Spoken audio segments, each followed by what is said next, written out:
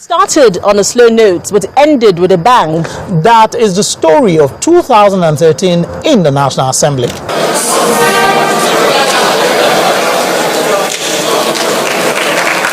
The year began on a sour note with the National Assembly and the Executive disagreeing over the 2013 budget. The Executive had objected to some aspects of the budget passed by the National Assembly, such as the zero allocation to the Securities and Exchange Commission. And even when the budget was signed into law, the disagreement continued over the amendment sought by the Executive. The amendment that is being sought today, Mr. Speaker, I don't know where to classify it based on this provision of the Constitution. To my mind, it is an appropriations bill number 2. We all know in this assembly what an amendment looks like. If the president truly intended that we amend this Appropriation Act, all he needed to do is to bring a signed copy of the one he has done and then provide that clause, this should be deleted, this should be inserted here. But that is not the document before us. In 2013, the National Assembly continued with its review of the 1999 Constitution, with both chambers voting on the areas up for amendment. In the review, the House of Representatives approved local government autonomy, the removal of immunity from prosecution previously enjoyed by the President and state governors, and approved independent candidacy for future elections. In the Senate, lawmakers voted against 6-year single tenure for the executive, local government autonomy, and state police. They, however, approved lifetime pension for presiding officers of the parliament. But one contentious issue overshadowed the whole process. This was the approval of a clause that was interpreted as giving consent to child marriage. By Islamic law, any woman that is married, she's of age. So if you now say she's not of age, then it means that you are going against Islamic law. In the year under review, the National Assembly passed the amendment to the 2013 Appropriation Bill, the Same-Sex Marriage Prohibition Bill, and the State of the Nation Address Bill. How relevant was the National Assembly in 2013? Within an equivalent period, I think this Senate has passed far more bills than any other Senate within the same time frame. So in terms of our core constitutional responsibility of legislating, I think we have done well.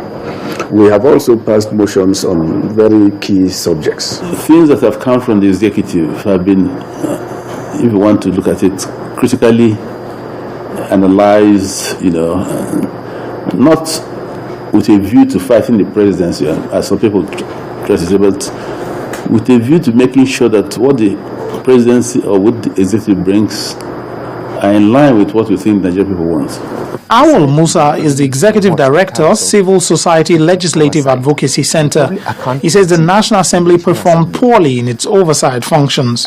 The Senate did not really do much in terms of effective oversight.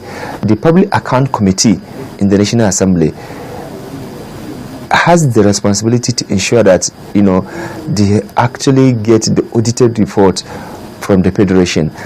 They have not been playing that role to ensure that whatever money that has been approved under the budget, under the appropriation, is properly accounted for.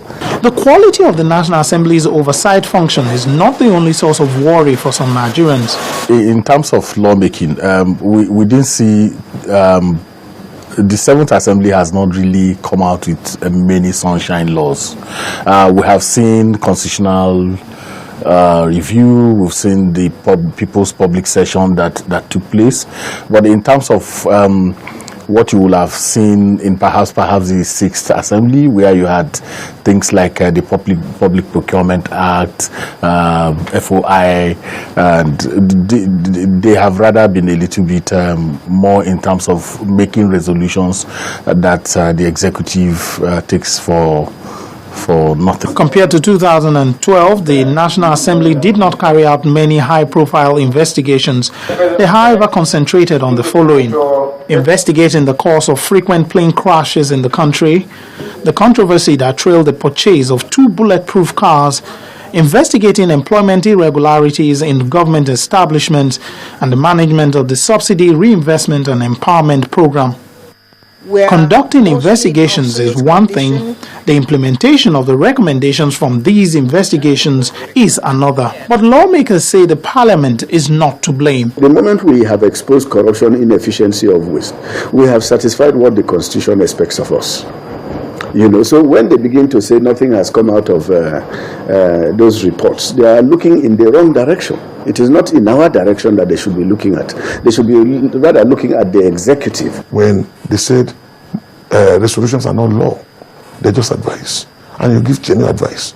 And the person you have advised have refused to take the advice. That does not stop us because the Constitution allows us to continue to make our resolution. So we'll keep making the resolution. When the story of the year 2013 is told, many will remember how the political crisis within the ruling People's Democratic Party seeped into the National Assembly. It even led to a free-for-all in the House of Representatives. The political crisis reached a climax when 37 lawmakers defected from the ruling party to the main opposition party, the All Progressives Congress. Ahead of 2014, this analyst is not confident that federal lawmakers would accomplish much in the coming year. Unfortunately, it is a period that we are going into election. So many of the National Assembly members, they will be, struggling to go and get party membership, party nomination for their re-election.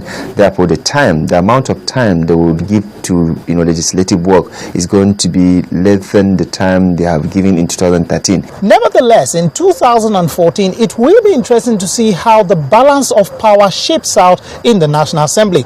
As for the first time in the history of Nigeria, the ruling party does not have majority control in the National Assembly.